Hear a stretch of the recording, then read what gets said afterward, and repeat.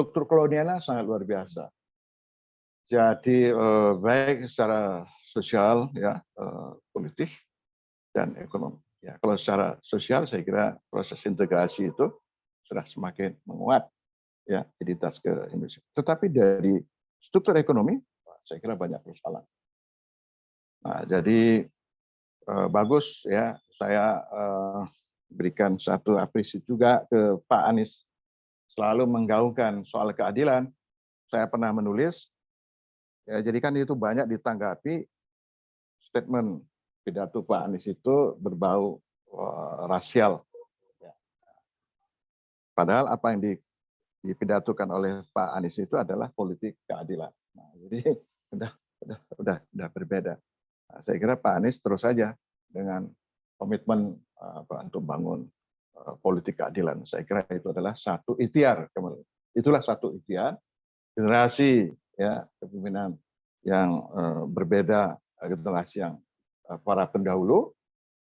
Jadi ada satu narasi, konsepsi, gagasan untuk meneruskan, ya, untuk meneruskan apa yang menjadi cita-cita, apa yang menjadi yang sudah dirintis oleh para pendahulu. Nah, ini luar biasa tuh. Jadi Pak Anies Baswedan itu gerakan pembaruan itu sebenarnya itu antitesis terhadap struktur sosial kolonial. Itu yang perlu dicatat.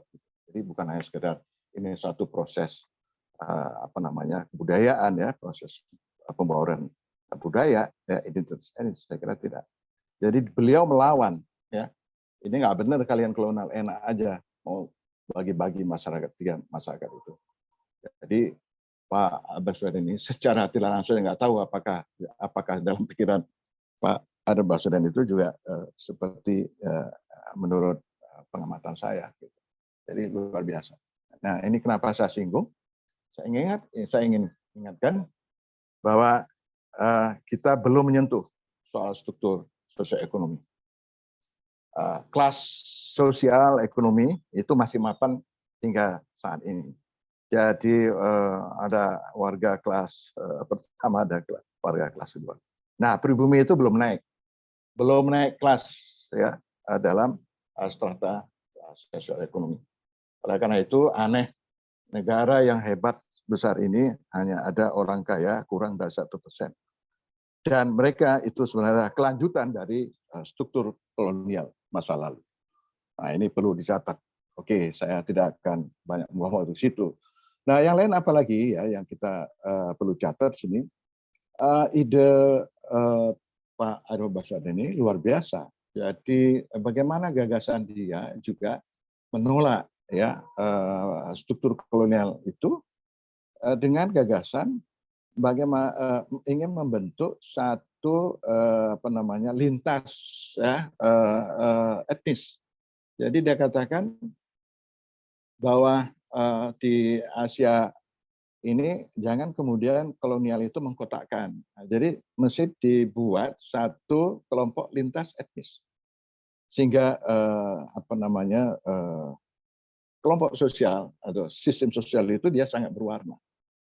Nah, ini ketika beliau jadi wartawan, ya, beliau ada seorang wartawan senior Lim Kuan Hin, ya, ini juga seorang nasionalis juga ini, ya, dari ini menggagas supaya bagaimana ada antitesis baru.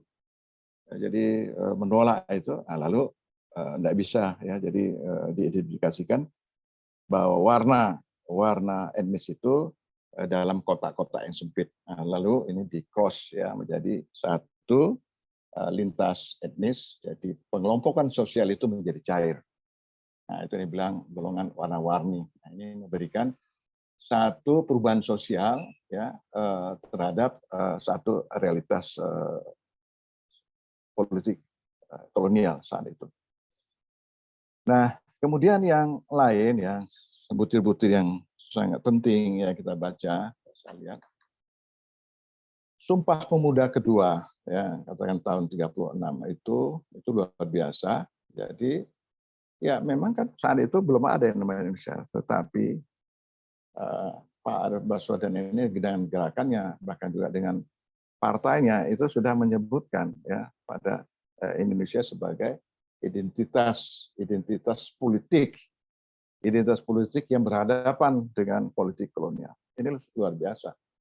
Dan kita tahu, dan ini juga sering dikatakan oleh Pak Anies, ya, bahwa pernyataan identitas ya turunan Arab ini itu mempunyai risiko politik.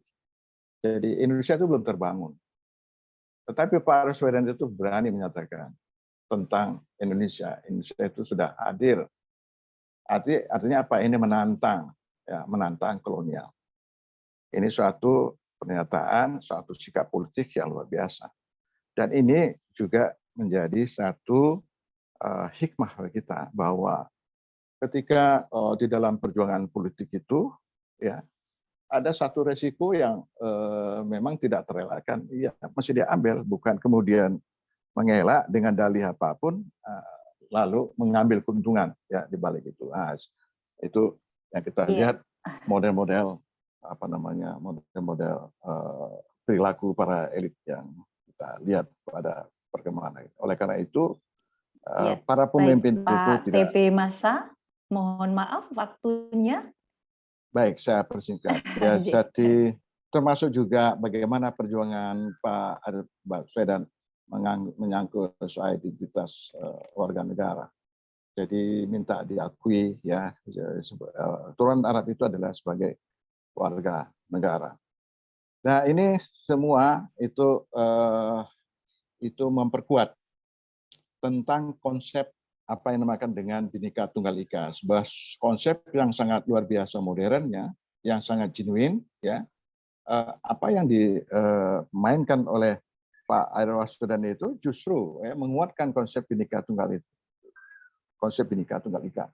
Konsep Bhinneka Tunggal ini adalah satu konsepsi yang sangat genuine, ini asli produk Indonesia, dan kalau kita sandingkan dengan teori politik modern atau teori sosiologi, sangat luar biasa ya, bagaimana mengikat keragaman yang latar belakang daerah suku dan. Nah, dalam konteks politik itu juga ada teori alternatif ya. Jadi bagaimana identitas apapun, identitas primordial itu harus dipandang sebagai jalan tengah di dalam mengembangkan demokrasi. Jadi orang boleh menyoalkan agamanya, sukunya, dan seterusnya itu, tetapi itu sebagai dikembangkan sebagai sarana demokrasi yang efektif. Nah, ini penting perlu kita pahami dalam konteks membangun negara Indonesia, negara demokrasi ketiga di dunia. Nah, jadi bagaimana mendudukkan persoalan etnisitas ya atau identitas ke dalam satu integrasi ya, yang kemudian ini menguatkan ya. Yang pertama landasan demokrasi, yang kedua adalah menguatkan integrasi nasional. Nah, itu saya kira substansinya. Nanti lebihnya nanti kita. Terima kasih. Iya. Assalamualaikum warahmatullahi wabarakatuh. Waalaikumsalam warahmatullahi wabarakatuh. Menarik sekali kajian dari Pak TB Masa.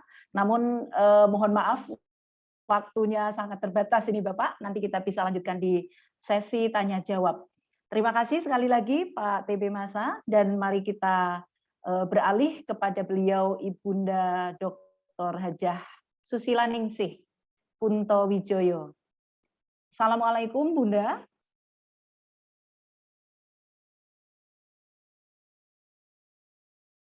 Kepada host, mungkin beliau di unmute terlebih dahulu.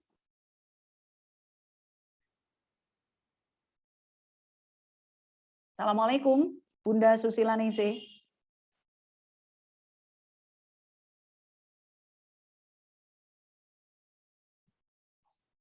Assalamualaikum. Waalaikumsalam. Waalaikumsalam. Alhamdulillah. Sugeng enjang Bunda Susilaningsih. Alhamdulillah. Salam sehat selalu. Membaca nama belakang beliau kita diingatkan pada sosok Bapak Kunto Wijoyo, penulis buku pengantar ilmu sejarah yang alhamdulillah sampai saat ini masih kita jadikan referensi yang sangat relevan, terutama pada mata kuliah seperti konsep dasar IPS dan sebagainya yang saya ampu sampai hari ini, Bunda. Ya, terima kasih kerawuhannya. Monggo langsung saja kepada topik kita hari ini. Layar kami serahkan kepada Bunda. Terima kasih. Bismillahirrahmanirrahim. Assalamualaikum warahmatullahi wabarakatuh. Waalaikumsalam warahmatullahi wabarakatuh. Alhamdulillah, syukur kita panjat kepada Allah SWT yang pagi hari ini kita dalam wilayah yang sangat luas bisa saling bersapa, bertatap wajah walaupun melalui sarana daring. Alhamdulillah, senang sekali rasanya kita dan sholat dan salam. Marilah kita bersama-sama menunjukkan kepada Nabi besar Muhammad SAW. Sallallahu alaihi wasallam. Tuntunan-tuntunannya selalu menjadi pedoman hidup bagi kita, mudah-mudahan sampai akhir zaman. Terima kasih yang pertama kali saya kira kepada panitia pengurus ini ya, yang telah mengajak saya untuk bisa bergabung di arena ini. Dan terima kasih kepada Bapak Anies Baswedan. Maaf, biasanya saya manggilnya Mas, tapi tidak apa-apa ya. Dan juga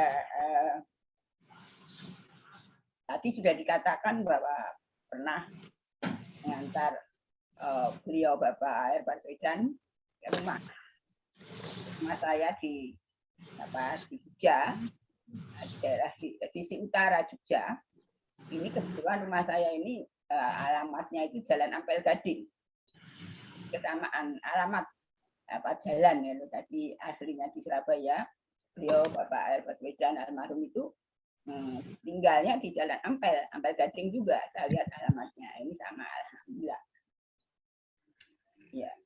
Ya, saya memang istri Bapak Kunto Wijoyo yang juga banyak menulis, yang kemudian juga buku yang mungkin juga sangat banyak dibaca orang itu adalah tentang Islam sebagai ilmu, macam paradigma baru di dalam pemahaman terhadap suatu pemahaman terhadap bagaimana bahwa Islam, bahwa Al-Quran itu merupakan sumber ilmu yang bisa dikembangkan.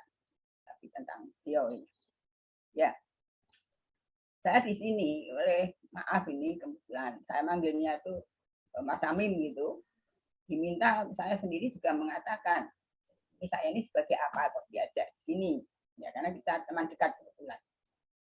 Nah, katanya karena saya istri penulis. Ini juga memang saya sendiri juga secara pribadi yang jauh itu memang belum begitu kenal dekat sekali dengan beliau almarhum Bapak Air Baswedan. Tapi ketika kemudian berkunjung ke rumah pada sekitar mungkin akhir tahun saya lupa itu Pak Anies, itu kalau nggak akhir tahun 85 itu awal tahun 86 kalau di depan beliau Bapak Maret 86. Nah, ini mungkin sekitar itu. Nah, pada waktu itu memang ya orang seperti Mas Pangerakem itu juga yang masuk ke rumah itu memang banyak berbincang-bincang dengan almarhum suami ini ya tentang berbagai hal. Nah, ini juga suatu waktu saya juga terkejut. Kalau yang muda-muda banyak yang datang ke rumah itu biasa, ya karena memang itu biasa, itu sudah menjadi bagian yang terbuka bagi siapapun datang ke rumah. Dan dilatih setiap kali ada kesempatan itu juga dilayani oleh suami, saya juga suka mendampingi, ikut dibicarakan gitu. Nah ini waktu itu saya juga agak terkejut. Beliau itu adalah termasuk beliau orang yang sangat ya terkenal gitu sebagai kita tahu, kemudian juga sebagai katakan bisa dikatakan menjadi menteri pada masa awal kemerdekaan dan sebagainya.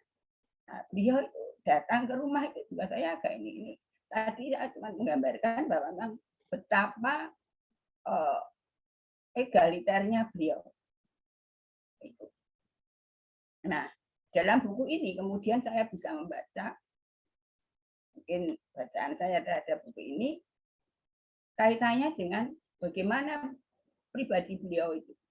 Yang tadi digambarkan juga bahwa memang tulisan ini dengan judul bukunya sebagai buku jelas sekali, A.R. Baswedan, saya Muslim, saya nasionalis. Tadi sudah dikatakan dua kata ini akhir-akhir ini kan sangat sangat diperlawankan. Islam itu tidak nasionalis, nasionalis itu bukan Islam. Ini belakangan ini. Tetapi kalau kita membaca buku ini, bagaimana perjalanan beliau di dalam almarhum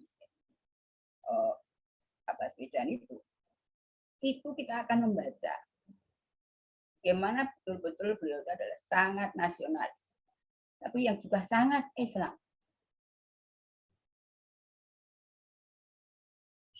Sangat asik membaca buku ini. Jadi apresiasi untuk Mas Hamim, Mas Lukman Hakim maksud saya, ya, yang telah mengumpulkan tulisan-tulisan beliau yang ini rentangnya itu tulisan sejak tahun 39 saya baca itu, yang bagian akhir itu 82. Bayangkan aja itu berapa tahun itu, dan itu bisa dikumpulkan.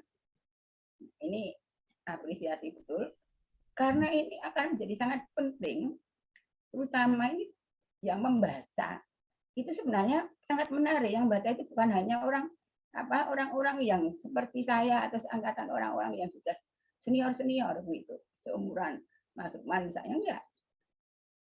Kalau saya sih ya masih senang membacanya. Kalau dilihat dari usia saya, bacaan itu asik. Kenapa asik?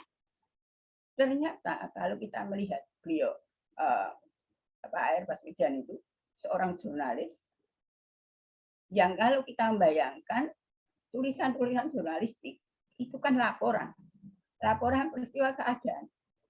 Betul. Memang yang disampaikan itu laporan keadaan, peristiwa, perjalanan, bagaimana keterlibatan beliau di dalam masa-masa awal sebelum kemerdekaan, jauh sebelum kemerdekaan bahkan itu bagaimana semangatnya itu, tapi dipaparkan dalam narasi-narasi yang sangat mengasihkan. Jadi ketika saya membaca buku ini, itu seperti membaca cerpen. Jadi kalau panjang mungkin ya itu ya novel, tapi ya ini kumpulan cerpen berseri. Perjalanan hidup beliau asik, iya. Nah, saya belum selesai membacanya, tapi setelah dibaca awalnya saja bagaimana bercerita tentang bagaimana itu keterlibatannya di dalam koran Cina itu ya, itu bagaimana begitu rinciannya ini dari segi struktur tulisan. Jadi kalau ini tulisan nanti dimodelkan baru, untuk itu boleh baru, saya kira ini juga enak dibaca oleh orang-orang muda. Jadi bukan hanya konsumsi orang-orang yang sudah senior, yang senang politik, tidak harus selalu itu, karena itu betul-betul sangat bagus. Apalagi ya kalau ini bisa difilmkan. Sekarang ini kan banyak sekali film-film yang kemudian menggali, mengekspresikan bagaimana perjalanan suatu peristiwa, ya. Dan kalau tahu bukan film itu paparan, maka bisa juga bentuk dulu film-film, bahkan dikartukan pun bisa. Ini jadi konsumsinya ini kalau mempelajari ini bagaimana kaitannya tentang masalah sikap Islam dan yang nasionalis itu seperti apa. Ini sangat penting saya kira. Karena memang asik, membacanya itu asik. Gitu. Ya, jadi kan ketika beliau kemudian juga menunjukkan bagaimana sikap beliau yang bersifat sangat egaliter, ya. Kemudian juga bisa dikatakan beliau itu juga sangat nasionalis, sangat Indonesia, itu. Jadi gambaran-gambaran luasnya. Bagaimana kemudian sebenarnya di dalam buku ini juga mempertentangkan adanya Toto, ya, adanya kemudian adanya apa Arab Toto, Cina Toto, bagaimana mereka ada pertentangan-pertentangan.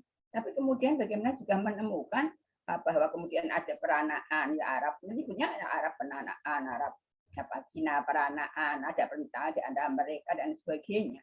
Ini jadi sebuah berita tapi disampaikan dalam narasi-narasi seperti apa ya, sebuah cerita. Nah, ini jadi apa pertama pertimbangan saya ini sangat-sangat baik sekali bisa untuk ya, contoh. Jadi mungkin ini lagi ini yang harus bagaimana melanjutkan bahkan dibawa kepada sebuah film-film kecil yang bisa kemudian dibaca asik. Karena bacaan sekarang bacaan anak-anak itu, bahkan ibu saya juga itu, ternyata bagi yang senang membaca itu bacaannya juga sudah hal-hal yang sangat jelas. Jadi, kemudian ya, non sewu Ibu, 2 menit lagi waktunya.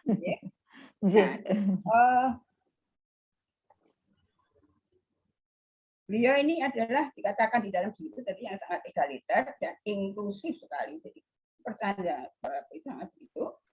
Jadi kemudian di samping itu memang kemudian sangat luas wawasannya. Ya, sangat luas wawasannya ketika menyampaikan hal-hal seperti itu.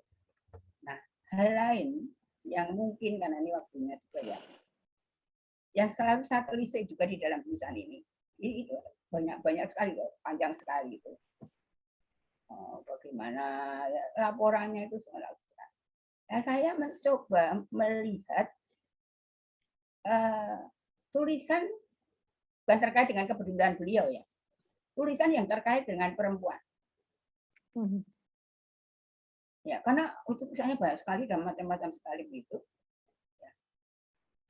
Nah, karena saya sebagai kebetulan ya aktivis perempuan juga, itu saya mencoba mencari tulisan yang terkait dengan perempuan. Saya yakin beliau itu sangat apa ya menghargai perempuan-perempuan aktif dan peran-peran perempuan di dalam itu saya yakin itu. Tapi kok saya belum menemukan. Saya menemukan pada ketika berbicara masalah Muhammadiyah. Yang belakang tentang Muhammadiyah bahkan dan itu sudah tahun-tahun belakangan, yaitu koreksinya terhadap Muhammadiyah pada muktamar di Solo tahun 1985. Jadi sudah belakangan sekali kan. Itu tentang mestinya dalam Muhammadiyah itu ada pimpinan perempuan. Muhammadiyah itu kan pimpinannya kan laki-laki semua begitu. Nah, kemudian di samping Muhammadiyah ada Aisyah. Dia mengatakan jangan hanya karena sudah ada Aisyah, jangan kemudian di dalam Muhammadiyah tidak ada pengurus perempuan. Ya, ini walaupun sebenarnya juga ada sih, tapi di dalam pimpinan pusat itu memang ada. Sekarang ada itu Bu Nurjana Suhantini Doktor, beliau adalah salah satu ketua pimpinan pusat Muhammadiyah. Nah, di samping ketua pimpinan pusat Malaysia. Nah, ini hal yang tentang perempuan itu yang saya temukan. Ya. Sampai mengatakan ada seorang menteri yang di dalam kabinet yang seperti awal kemerdekaan itu. Nah, ini saya kok tidak yakin gitu ya. Padahal pada masa-masa awal itu kan Aisyah yang berdiri tahun 17 dan kemudian tahun 26 itu sudah mempunyai majalah sendiri yang sampai sekarang masih hadir. Kita punya 95 tahun itu dan banyak hal yang mestinya masuk berita. Ya, kemudian adanya Kongres Perempuan tahun tanggal 22 sampai 25 Desember pendapat. Kok tidak ada gitu loh ya. Pesan-pesan itu saya khawatir itu memang belum ketemu. Nah ini titip ini coba menemukan supaya memang sisi lain dari beliau itu ada. Ibu, iya. Karena waktu ya. Waktunya Ibu, Nun Sewu, ya.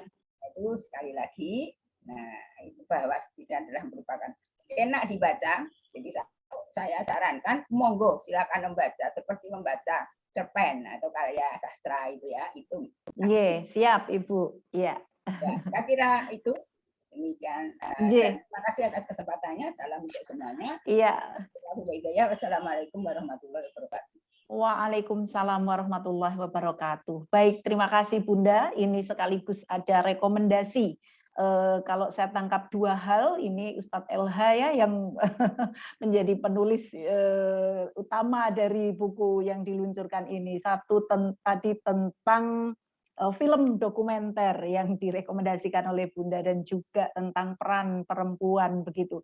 Terima kasih Bunda Susi Laningsih, sehat selalu dan kita langsung saja mohon kepada Ustadz LH selaku penulis monggo untuk bisa menyampaikan banyak hal mungkin namun dalam keterbatasan waktu. Monggo Bapak. Ya, bismillahirrahmanirrahim. Assalamualaikum warahmatullahi wabarakatuh. Waalaikumsalam warahmatullahi wabarakatuh. Pertama, tentu harus diralat, karena saya bukan penulis ya, saya cuma menyusun. Baik. Jadi sebenarnya sudah lama ketika saya, seperti tadi disebut oleh Mas Anies, waktu saya sering silaturahmi dengan Pak Baswedan itu kan suka cerita. Atau kadang-kadang saya pancing, sehingga beliau bercerita. Nah, saya selalu dorong Pak Baswedan itu untuk pertama membuat memoir, ya, autobiografi. Waktu itu beliau mengatakan, insya Allah. Dan alhamdulillah sudah terbit, ya, ditulis oleh Suratmin, kemudian diperbaharui oleh Dr. Didi Wartanada. Itu waktu yayasan Nabil mengusulkan Pak Baswedan menjadi pahlawan nasional tahun 2011. Itu yayasan Nabil itu dipimpin oleh Bapak Edi Lembong. Nah, sejak itu saya sudah dorong itu Pak Baswedan, dan saya punya mimpi begitu. Kapan-kapan saya mau kumpulkan itu tulisan Pak Baswedan. Tapi ternyata baru sekarang ini. Ya. Tapi ini pun saya harus katakan masih sedikit sekali yang bisa dikumpulkan ini. Karena misalnya ada di majalah Hikmah itu ada tulisan, ada rubrik ya, rubrik itu judulnya Dari Sahabat untuk Sahabat. Satu halaman penuh tapi dengan huruf yang lebih kecil. Yeah. Tapi tidak pakai nama Pak Baswedan, pakai nama samaran. Kalau nggak salah Abu Ubaidah begitu. Saya sudah cek ke putranya, ke Mas Samhari, Dr. Samhari Baswedan. Saya cek apakah ini nama samaran Pak Baswedan. Iya katanya, kata Pak Samhari, iya itu nama samaran Pak Baswedan. Cuma ini karena usia juga agak susah ngetik ulangnya itu. Saya kepingin mengumpulkan, tapi itu kan harus diketik ulang. Nah, itu yang kesulitan itu, untuk mengetik ulang itu, ya faktor usia nggak bisa dibohongin. Itu. Ada misalnya tadi yang ditanya oleh Mbak Susi itu, soal sikap ada buku Pak Baswedan itu, saya punya buku kecil, itu malah Pak Baswedan itu meminta supaya Ketua Umum Muhammadiyah itu jangan cuma laki-laki, harus perempuan juga diberi kesempatan jadi ketua umum gitu. Itu tapi belum ketemu itu. Bukunya kecil putih, kalau ketelingsut itu. Saya udah janji sama Bu Hamama sama Bu Latifah Iskandar, tapi belum ketemu. Kalau ketemu itu menarik gitu. Itu artinya kan zaman itu tahun 80-an ya, itu menjelang Muktamar Muhammadiyah di Solo. Kan isu gender, isu afirmasi itu kan belum ada. Tapi Pak Baswedan di buku ini sudah bicara itu. Pengurus Muhammadiyah itu harus ada 3. Satu yang lama, kedua pemuda, yang ketiga perempuan, wanita. Kan baru sekarang, baru sesudah reformasi orang bicara soal 30% perempuan kan dalam program. Pak Baswedan sudah tahun itu. Jadi ini luar biasa menurut saya gitu. Ya. Jadi mudah-mudahan masih ada kesempatan kalau nanti ketemu lagi tulisan-tulisan. Ini yang berjasa besar juga sebenarnya Saudara Hadi Nur Ramadan. Dia ini anak muda, ya, anak muda umur 30-an, suka mendokumentasikan gitu, mengumpulkan dokumen-dokumen lama. Nah, dia punya itu sejumlah majalah Hikmah. Pak Baswedan itu dulu menjadi pemimpin redaksi majalah Hikmah. Ini majalah yang diterbitkan oleh Mas Sumi. Pemimpin umumnya Pak Natsir. Nah, Pak Baswedan itu suka menulis juga di situ. Nah itu Saudara Hadi itu memberi saya beberapa bundel dan saya lihat, itu ada beberapa yang menarik. Nah, saya kumpulkan lah. Kalau yang tulisannya besar-besar saya masih bisa mengetik ulang, tapi kalau sudah tulisannya kecil-kecil itu agak payah itu. Jadi mudah-mudahan saya masih punya waktu. Nah, untuk Mbak Susi saya ini di luar konteks ini, tapi saya mengenang Mas Kunto saja. Ini mentor saya Pak almarhum ini. Buku pertama yang saya sunting itu buku kumpulan tulisan Dr. Kunto Wijoyo.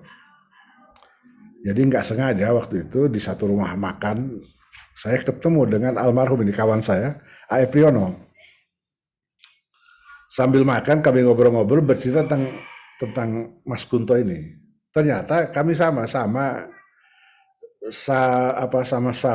dalam tanda petik itu penggemar Mas Kunto. Jadi dimanapun beliau ceramah, dimanapun beliau menulis pasti kita ambil.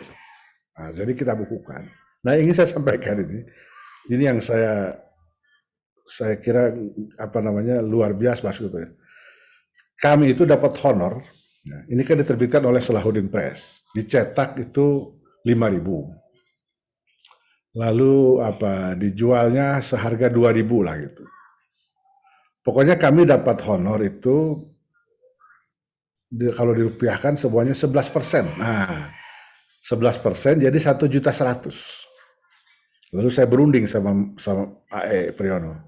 Ini gimana? Ya sudah kita bagi 3 saja. Yang 500 itu untuk kita berdua sebagai penyunting.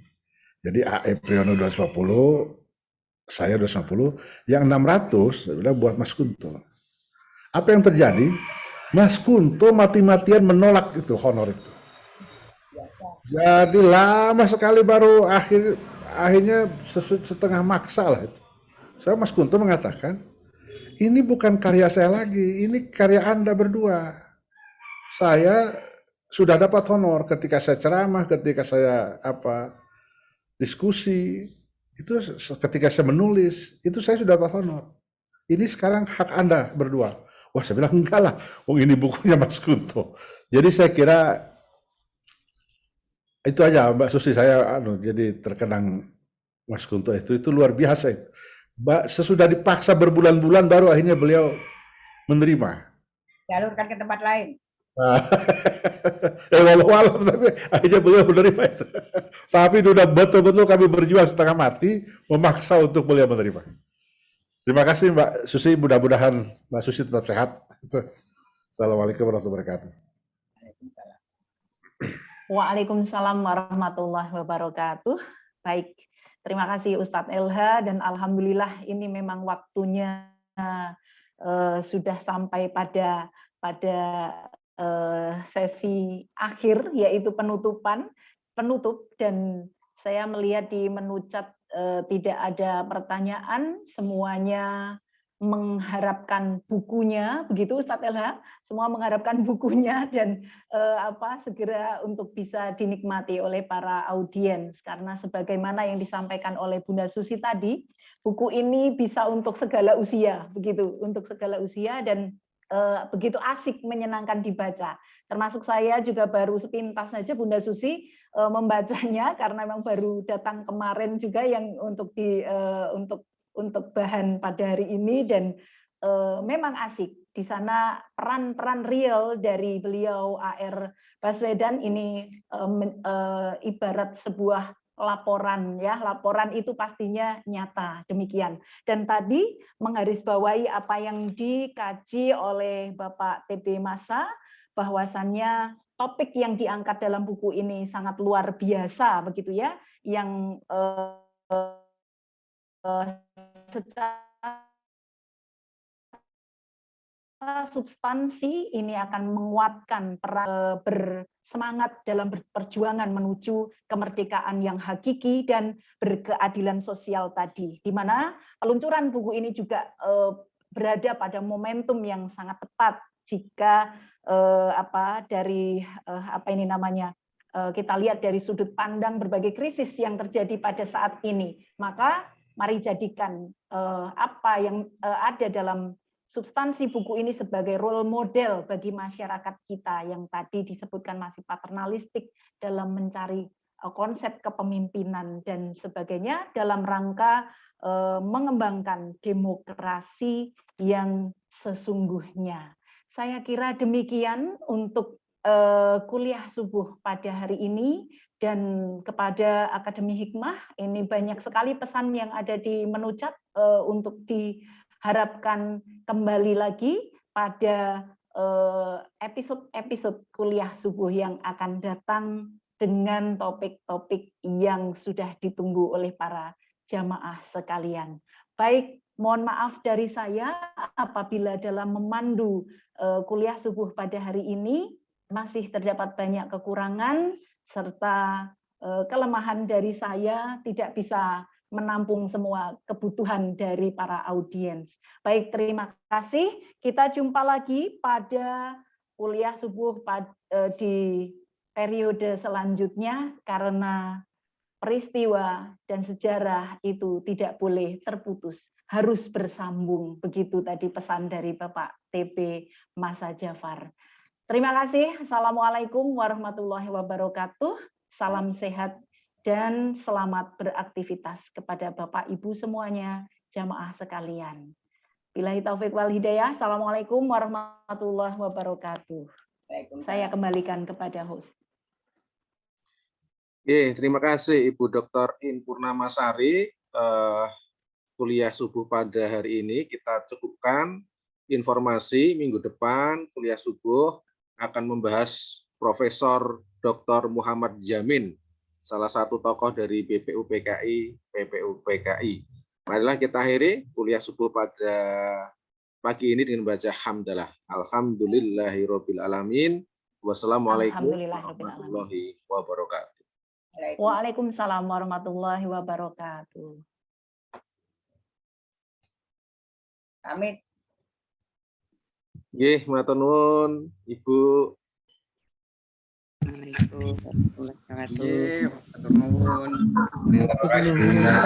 Waalaikumsalam.